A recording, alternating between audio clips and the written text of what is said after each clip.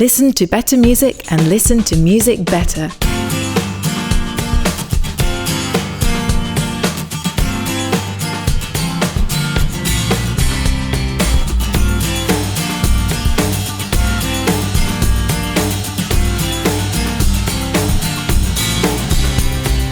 Welcome to True Tunes at 45 RPM, the short-form version of the ongoing conversation you'll hear on the True Tunes podcast and in the digital pages at truetunes.com.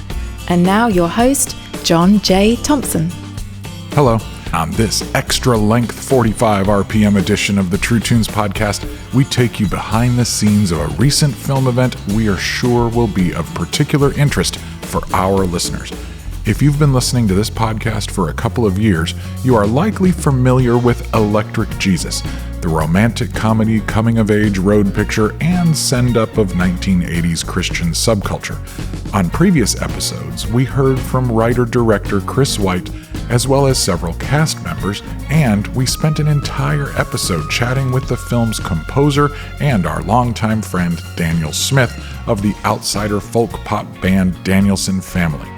You may also have heard our special From the Vault conversation with gospel rock icon Larry Norman and his now adult son Michael. Well, today we get to celebrate a recent convergence of these things with the release of a stunning new short film for the song Come and Save Me, the lyrics of which were originally composed by Larry Norman many years ago. Though the song was not featured in the film, Chris White and Daniel Smith thought it would be perfect for inclusion as an extra song for the Electric Jesus soundtrack. So, with the blessing of Larry Norman's estate, Daniel Smith composed music for the lyrics and completed the song. Now, 3 years later, that song has been given its own film treatment, starring Saturday Night Live and Portlandia actor and musician Fred Armisen. And Chris White treated us to some on-set conversations recorded as they were filming.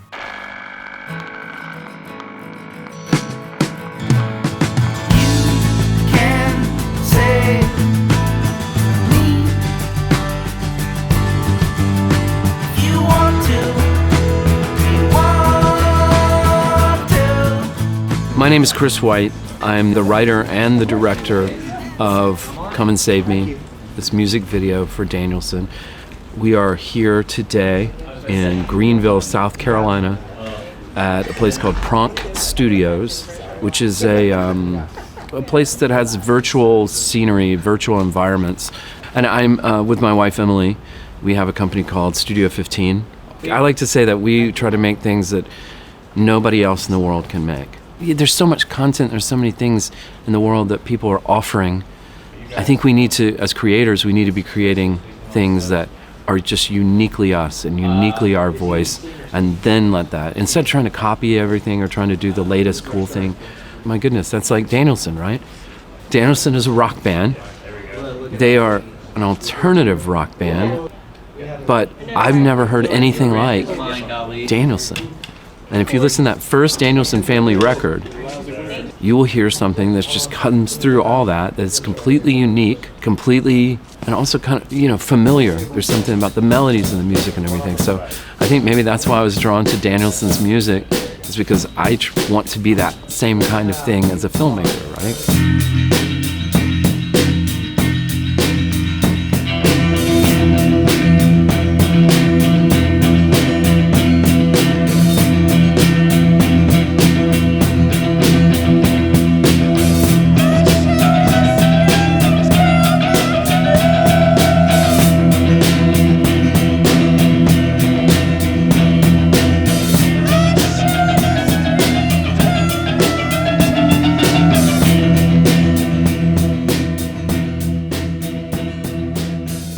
There's so many challenges in creating art now, creating media art, film, television, that sort of thing.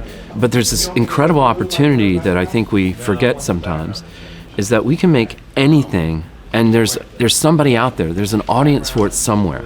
This music video, there are thousands, maybe millions of people that will find some enjoyment, some entertainment through this, and encouragement maybe through this thing we're making. And we do have the ability through things like YouTube and the internet to meet that audience. Daniel, as an artist, would identify as a Christian, but as he makes his art and work, he's not trying to make it Christian, So he's just making art, and because he has a perspective on faith, that comes across in the work he makes. You might notice that there's some aspect of grace that runs through his work. There's some aspect of family. Not that he hasn't grown and matured as an artist in those 20, 30 years, whatever it's been, but he's still excited about similar ideas. I think they're animated by his faith. I think the fact he was interested in Larry's words to the song has something to do with his faith. But at the end of the day, when you see the music video is about a lonely, isolated, lost person who needs a family, who needs community, who just really needs other people. Who among us hasn't said, "Come and save me"?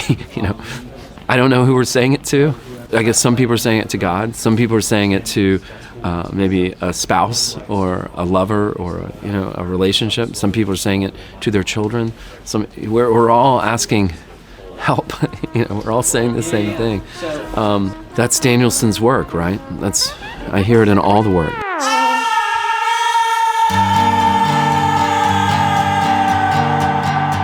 I step on your trumpet or did I lump them in with you? Did he step on your trumpet or did he lump? I was younger, as a young artist, as a writer, as a theater person, an actor, it would frustrate me as I put out my art, my creation, if the audience didn't get what I wanted them to get. The work means what the audience thinks it means. And different audience members think different things. And that's actually the power of a great piece of art. A great piece of art is something you hear, and maybe there's some mystery to it or wait a minute, what is this saying? I'm not sure. I might feel unsettled, or I might feel not good about it, or maybe I feel really great about it, and then I'm like, or it could do that. That's art working. With this song, "Come and Save Me," there's probably a valid read of the song and a valid read of the music video that would see this as a cry to help to God. God save me. And then God provides a family to this man who needed it. But it doesn't have to mean that.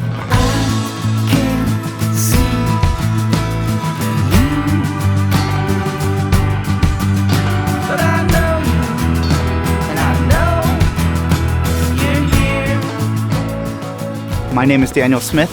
I am the lead singer, songwriter for my band Danielson. Sometimes we perform as Danielson Family, sometimes I perform as Brother Danielson. So I met Chris White probably 6, 7, 8 years ago in an interview. He just interviewed me for something I don't think even aired, but we just hit it off. I think even during that at the end of the interview, I think he even kind of pitched this idea of a script he had written, a different title at the time, but what ended up becoming Electric Jesus, and I was interested in the idea immediately. You don't know if it's going to turn into anything. But a year or two later, he wrote me and said, we're going to try to move forward with this script and see if we can turn it into a film. Let's talk about including you to come in and write and score the film. I read the script and thought it was great. I was super excited about it. That began the journey, and it took some years from the beginning. It started with the 316. 316 is the band in the movie, this Christian band who loves hair metal. But of course, that's kind of a forbidden style of music in their church setting. In order to get around that, they have these overtly Christian lyrics that are comical, I would say. So we started working on those songs, the 3 originals that the band wrote and that's in the film. Chris wrote the lyrics for them. They were kind of just a starting point, but I loved the lyrics, so we just kept them. And then I wrote the music, and the lyrics are so over the top. I thought it'd be much funnier if the music was surprisingly awesome. That was the goal. So these guys are actually kind of good. They shouldn't be. Like, all things point against them being good. Oh yeah! Boom! There she blows! For Christ!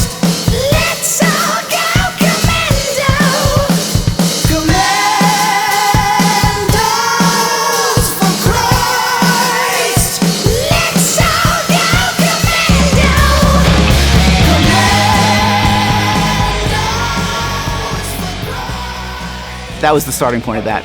And it just kept snowballing into, then there were some other fictitious bands in the film.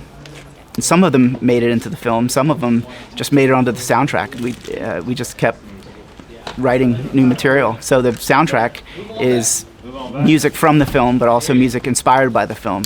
So the song "Come and Save Me," the story behind that was that I was given some lyrics by the godfather of Jesus rock from the 70s, Larry Norman. A couple pages of some different lyrics that were unpublished, never used.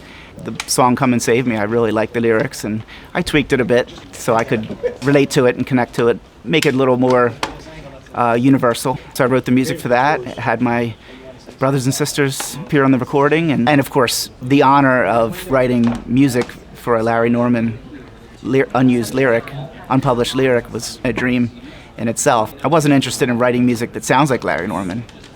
I just can only write what I write, and whatever that sounds like, I don't know, but I'm interested in a spiritual journey, and at the same time I'm interested in humor. I'm interested in conceptual art. I'm not really interested in delivering a clear message necessarily, but it all comes from an internal kind of search, and try to say it in a way that's personal but yet hopefully open enough for interpretation for where people are at, wherever anybody's at. I mean, I hope for that. I can't know that, but that's what's amazing about art making. You just put it out there and you don't really know what's going to happen with it in terms of how it's going to affect people.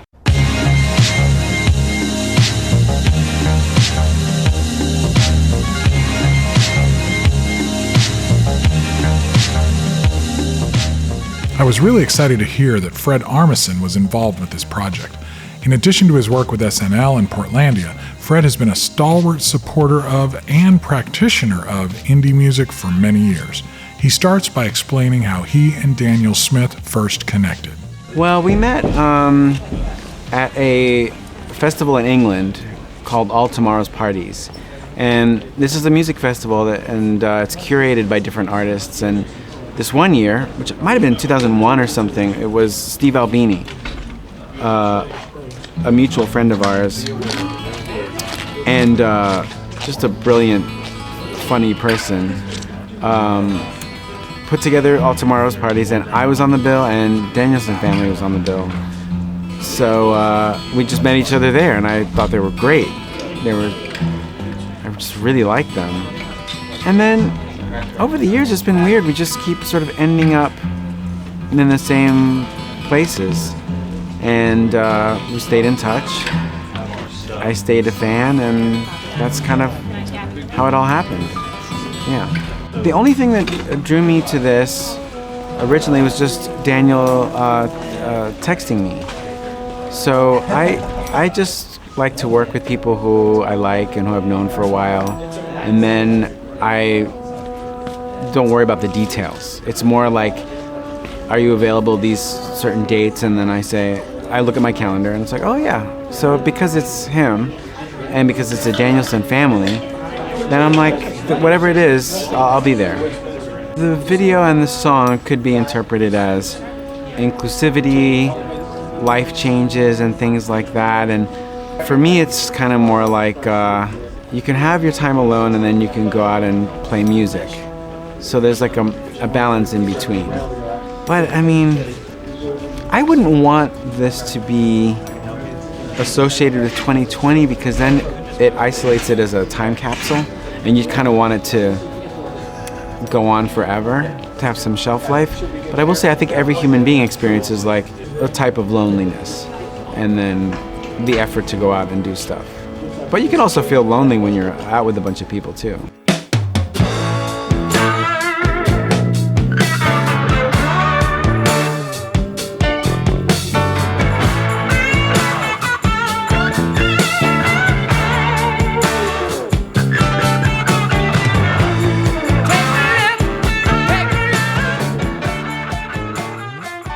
My name's Mike Norman. My father is Larry Norman, and he wrote the lyrics to the song that's being performed today. I actually am not in the same industry or anything as my father was. I'm in social work, but I get to be a part of honoring projects like this here and there. So yeah, made a connection with Chris White, the director, a couple years back for Electric Jesus, as well as connected with Daniel Smith, who is performing the song. I first met Daniel shortly after my father passed away. I live on West Coast, so Daniel was doing a statewide tour. I can't remember what album it was, probably his Ships album or shortly after. Anyway, saw him at a local house show in Portland, Oregon. We connected, and then from there we've just been in touch here and there throughout the years. My relationship grew a little bit stronger with Daniel during the pandemic because an artist named Kevin Max, who was part of a well-known Christian group called DC Talk in the 90s, did a tribute album to my dad, Larry, and Daniel did one of the songs for that album, Why Should the Devil Have All the Good Music? So we started connecting there, and through that connected with Chris White, director of this music video. Him and Daniel are really good friends. What's a good boy doing in a rock and roll band? There's nothing wrong with playing blues licks. If you got a reason, tell me to my face. Why should the devil have all the good music? There's nothing wrong with what I play, yeah. 'Cause Jesus is the rock and he rolled my blues away.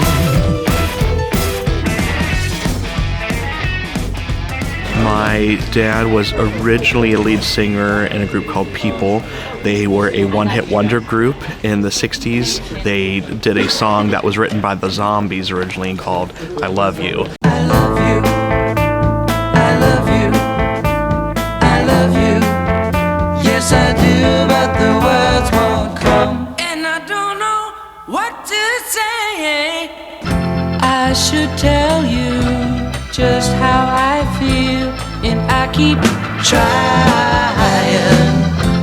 but something holds me back when I try to tell you I love you. And that helped him kind of break out a bit.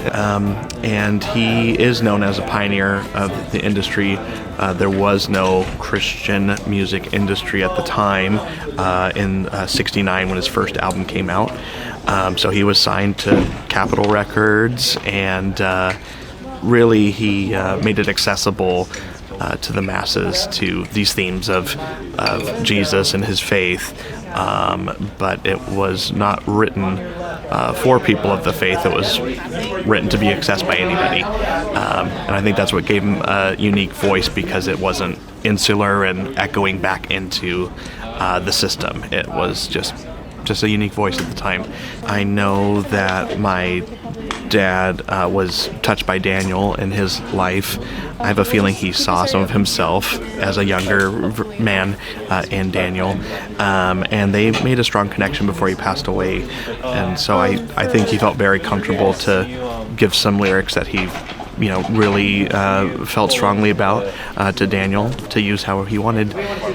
When I hear the song, definitely sounds like some end-of-life themes, tones about kind of death and facing the afterlife, reassessing our identity, really powerful themes, and I think you can apply it to your life wherever you're at, but it's definitely an introspection song about who am I and why am I here. I think I definitely have a biased view only because I was a caregiver for my dad around the time that he wrote the song. He was very ill, and I think he was wrestling with some pretty tough end-of-life questions. But what I would say, especially with Daniel's interpretation, with the choir and kind of the whimsical, joyful use of instruments from his family members, you do hear the hope. I hear a cry out for help, but I also hear an answer to it. And the choir also gives the sense that no one goes through these questions alone, that we're all going through it, and we're taking turns saving each other.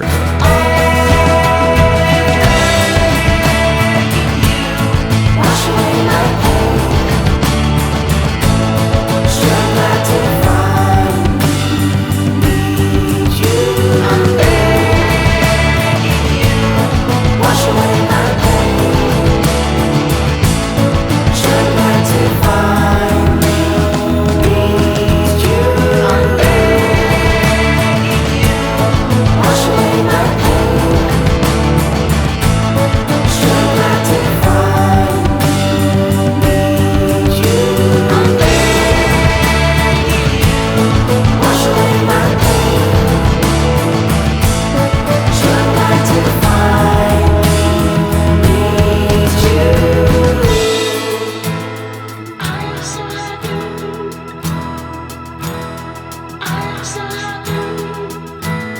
what a fantastic project and labor of love. Again, you can find links to all of our previous conversations with these folks on the show notes page, as well as a link to the new Come and Save Me video. If you have not seen Electric Jesus, it is available to stream now, and I would highly recommend that you do. I was honored to serve as that film's music supervisor and as a special historical consultant, and I just watched it again recently and enjoyed it even more than when it came out a few years ago. There are also 2 seasons of an Electric Jesus podcast out there if you haven't heard those yet.